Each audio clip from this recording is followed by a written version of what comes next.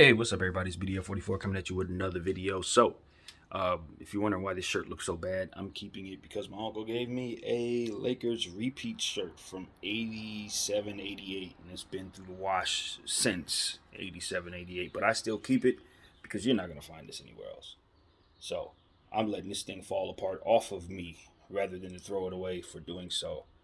So, yeah, kind of person I am. I literally don't care. If it says Lakers on it, I don't want to do nothing but keep it, even if it's done. But you'll never see me wearing it out, and that'll never matter.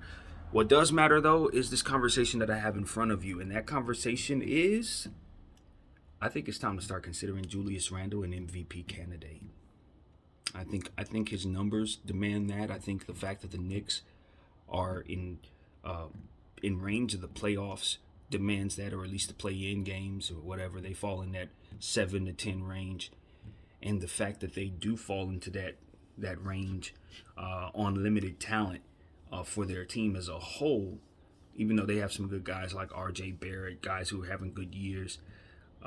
They found something in quickly, but all in all, they have overachieved pretty dramatically for what people would expect from the New York Knicks, especially with the Brooklyn Nets in town, creating the type of energy that they are.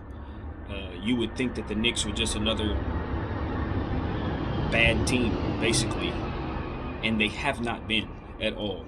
You got to give Coach Tibbs a lot of credit, but I think Julius Randle's contributions to that team and their success deserves our respect. I think that's where we are with how well he's been playing. Every night he's putting up massive MVP caliber numbers. He's doing it consistently. He hasn't missed a lot of games, if any. I'd have to take a look at that, but I don't remember the last time he missed a game. And he's just continuing to be one of the more productive players in basketball this year. I would expect him to be on an all NBA team this year. He's going to make one of those three teams. And I just think that, some of the guys that we're mentioning for MVP, I think the race is really, really tricky this year because most of the players at the top of that list have missed a lot of games. And I think that's the story. So it's like whoever's made it through the season at the end will likely be the front runner rather than the player who played the best, because it's about 9 or 10 guys who are deserving of a conversation, of being in that conversation. As I mentioned yesterday, I think a guy like Russell Westbrook needs to be mentioned in that conversation.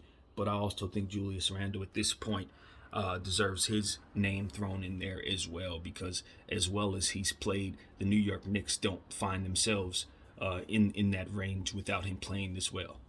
And the numbers he's putting up are just eye-opening, man. He's putting up Westbrook numbers pretty much. I mean, with his assist numbers being so high and with him rebounding as consistently as he does, I mean, he looks like he's well on his way to being one of those guys who put up triple-doubles regularly. And being that his scoring is coming around, he's shooting the ball extremely well.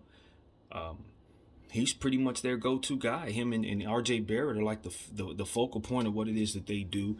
Tibbs gives him every opportunity. Of course, as we know, Tibbs likes to play guys big minutes, and he's not sparing Julius Randle that at all. And Julius is built for that.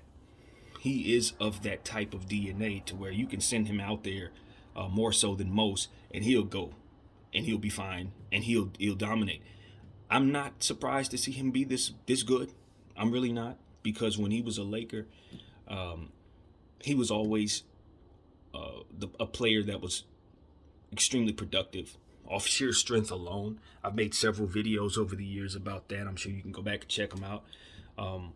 Julius Randle is a player that is doing exactly what I expect him to do. And being that he's always been somebody who knew how to pass the rock, being that he was someone who always was somewhat of a point forward, and someone that you didn't mind playing in small ball lineups at the center position. He was kind of positionless in a way, even though he was a bit bulky. He's positionless. And, that's really helping the Knicks as well, because they have a lot of needs. So anytime they need to put down any type of lineups, anything that needs to be done, you can kind of slip him in anywhere from 3 all the way to 5. And, of course, again, putting the ball in his hands and letting him be a point forward. So I understand why LeBron James and he couldn't coexist. They're too much alike. I think they would have played well together in some lineups, but I think the majority of the time he would have held Julius back a great deal.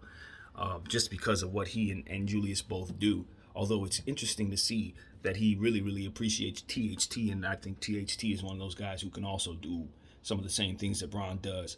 But all in all, Julius Randle getting a chance to leave the Lakers is why he's in this position today, I think. And boy, is he doing a great job with his opportunity in New York. He has taken that and run with it.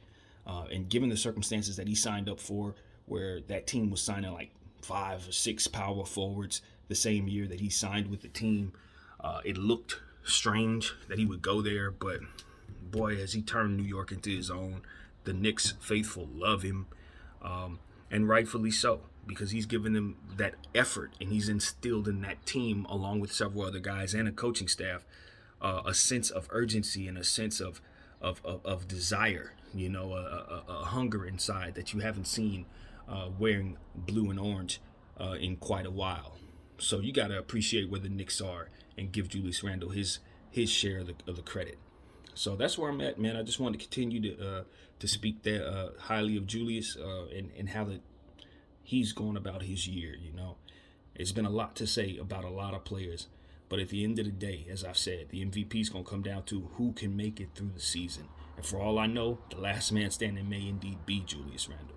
My name is BDF44. Thank you guys for watching. I'm out.